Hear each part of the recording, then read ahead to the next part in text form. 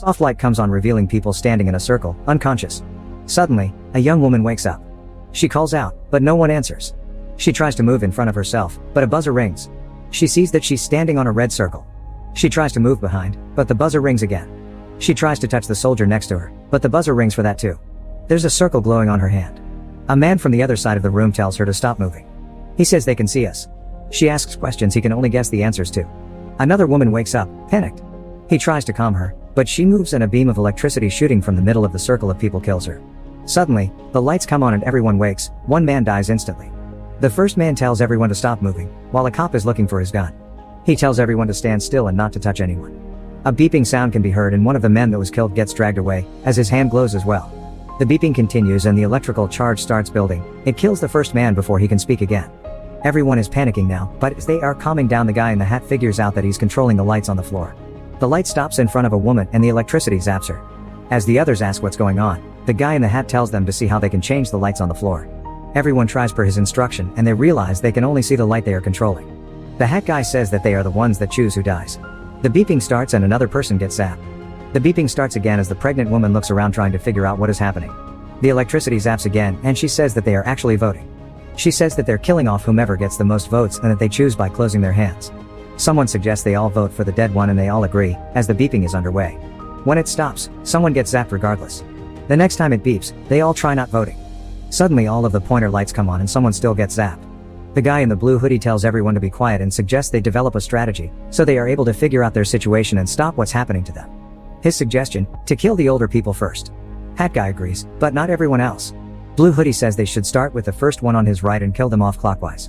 Pregnant lady disagrees, but no one has a better idea. The beeping continues and the first old man begs, but the zapper gets him. Since the majority agrees with Blue Hoodie's strategy, they try to figure out what's happening to them. They ask the soldier, thinking he might know what it is, like an alien invasion or something similar, but he's just as confused as the rest of them.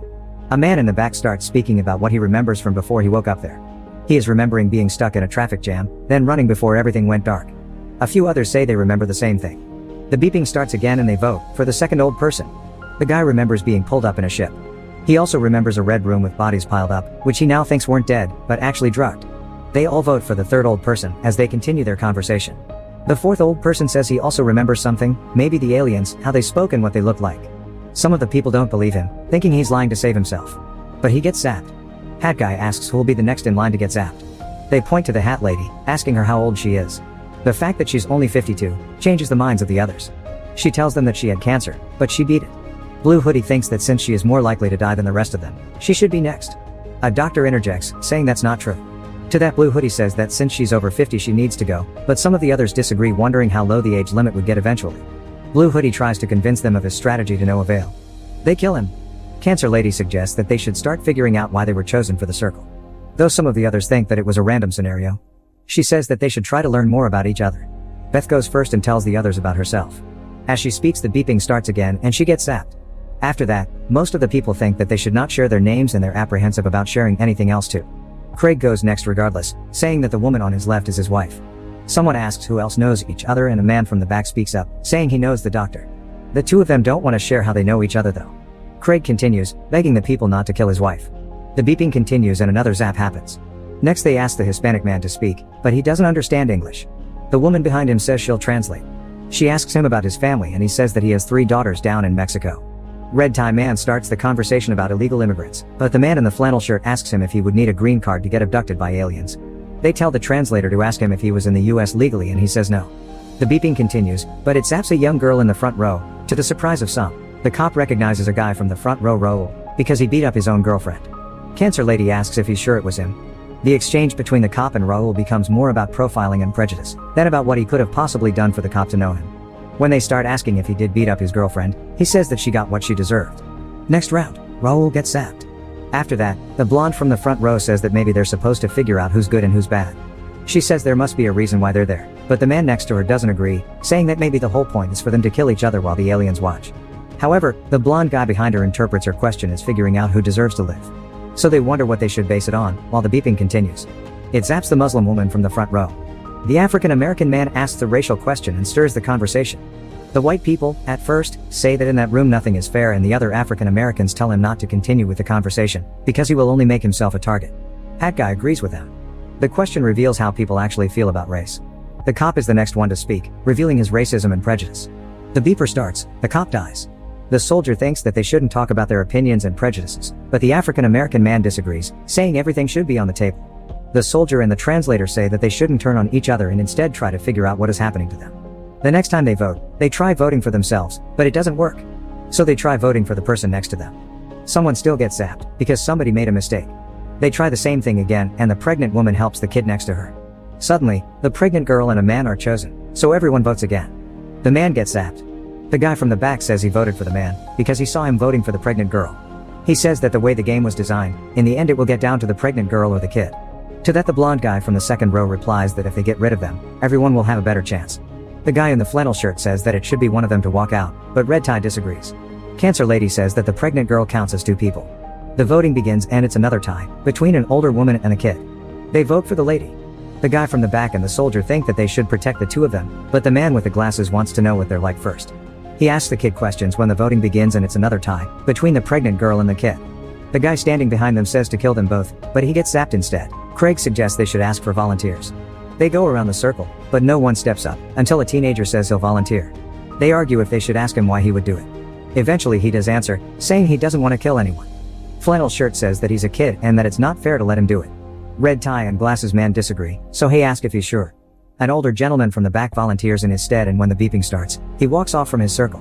Red Tie and Glasses still insist they should ask for volunteers, but they're not willing to do it themselves. Flannel Guy thinks that everyone except the pregnant girl should step forward.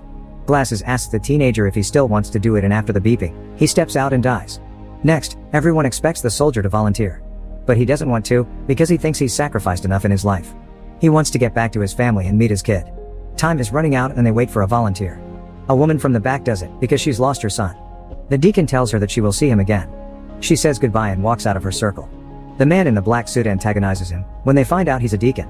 They finally reach the religion question. The man in the black suit tells them that they have only one God now, and it's the Zapper. He gets mad and tries to find the other atheists in the circle.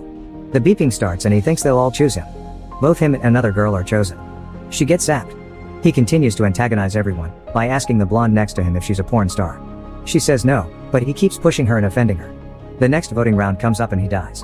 While the blonde is crying, Glasses Man says that they should take into account if some of them have children. Craig says that him and his wife have a daughter. Glasses thinks that the ones that don't have children should sacrifice themselves. Red Tie Man asks a woman from the back if she has any kids or a husband, but she throws the question back at him. While he's answering, another girl gets zapped. Then the woman tells them about her life and they find out that she's gay. Red Tie is clearly a homophobe and the others take offense to what he's saying, so in the next voting round, he dies. Blonde Guy asks what happens at the end when only two are left. Would they tie? So the guy in the back suggests that one of the two wouldn't vote and would effectively be sacrificing themselves. Flannel Guy says that he would sacrifice himself, and Cancer Lady implies that they should pick someone they would trust to make the right decision. The translator says that no one can be trusted. Blonde Guy says that they all should decide. The blonde woman asks what happens if it comes down to the two of them. The doctor says they could decide for them. The voting is underway and her and the man that knows her are tied. They die together. The blonde guy is convinced that they should decide who out of the two of them should die, but the soldier thinks he's just manipulating everybody to get rid of both the pregnant girl and the kid. Craig asks who would they choose out of the two, then Glasses asks the pregnant girl what she does for work. The others don't think it's a fair question, as he continues explaining that it's important to know who contributes more to society out of them. The translator says that what's important is that she's pregnant. Glasses antagonizes the pregnant girl when another voting round starts and kills Hat Guy. Flannel asks Glasses what he does and he answers that he's a banker and a contributing member to society. Glasses antagonizes all of them, but the translator gets zapped. Most of the people think that the Hispanic man should be next, when the man from the back says that one side killed the translator because she would never vote for the kid or the pregnant girl. Now that the question of sides is raised, they start counting each other to see which one stands where. Who will be the ones to vote for the girls and who won't? The vote begins and the kid and the Hispanic man tie. He sees what's happening and he sacrifices himself for the girl. Glasses antagonizes the soldier and he aligns with the side that wants to kill the two girls. Him and the blonde guy get the couple and the African American man on their side. The voting starts. The kid is in a tie again, but this time with Glasses. The African American man and the blonde man say that they should let him both die. But only Glasses dies, because the wife changes her vote. They find out it was her, but she says that she didn't change it, she just didn't vote. Flannel Guy says that they all know that they will die and that it's better to go out with some dignity. Craig thinks that he's implying that the kid should die and the pregnant girl should remain last. The blonde guy wants to get the blonde woman on his side, but when he can't, he says that they should vote for the flannel guy so that they could even things out and have more time to talk about everything. They vote for the flannel guy. Next, They try to find the majority for each group, so the soldier suggests they vote for the wife, to test the husband. At the last second Craig switches his vote and the soldier says that they all vote for the African American man. After he dies, the blonde guy gets angry at Craig and says that they're probably not even married, trying to turn everyone else against them. They all start asking them questions, but the wife caves when one of the women asks for his name. She doesn't even remember when he said it before. Craig caves and says it was her idea, but they still kill him. The fake wife tells them that she didn't lie about her kid. The blonde guy keeps reminding everyone that they are all killers, but he promises the wife that if she joins his side, he will keep her alive. He asks the older man what side he's on, but the man doesn't speak. Then he asks the woman next to him to join him by playing on her feelings about her family. The voting begins and ends with a 5-way tie between the blonde guy, the soldier, cancer lady, blonde woman, and the gay woman. Only the blonde guy remains after the revote. The deacon is crying and the blonde guy continues with his strategy, then asks the pregnant woman for her vote. She says no. The guy in the back stays on his position about the strategy. The deacon apologizes to the pregnant girl and steps off. The guy in the back and the blonde guy realize that they would need to change strategies, so the blonde guy says to trade with him for one of the girls and he'll give him the fake wife. The voting begins and they all vote except for the older man. The wife dies. The guy from the back says that the older man never voted during the whole ordeal and he made it all the way to where they are. The guy in the back and the blonde guy argue about him, with the first one making the other one think they will all vote for the older man. But, him and the pregnant girl have an understanding about who they will be voting for. The zapper kills the blonde guy. Only 4 of them remain. This time they will all vote for the older man, because they don't have another choice. He dies. The guy is left with the 2 girls and they talk about the reason why all of it is happening. He says that maybe the aliens are conducting an experiment to see what humans are like and what matters to them. The pregnant girl asks why they would do that by making them kill each other, so the guy answers that by choosing who dies they can see the way people judge each other and how they think. Next, he tells the 2 girls that the 2 of them would have to decide which one of them dies. He can't make that decision for them. The kid cries, because she's made her decision. She'll go, for the sake of the baby. He tells her that they'll go together, but at the last minute when the kid steps out of her circle, he votes for the pregnant girl. Both girls fall over, but nothing happens. He's still trapped in the room. Another vote begins. He curses the aliens thinking that they'll kill him regardless and he doesn't vote. When the beeping stops, he sees that he's tied with the baby and has to choose between the baby and himself. He chooses the baby to die. He wakes up outside looking up at a spaceship. When he stands up, he sees that there are more than one of them. He played everyone in the room to get to the last round of the voting circle, knowing what he would do if he got there. He saved himself.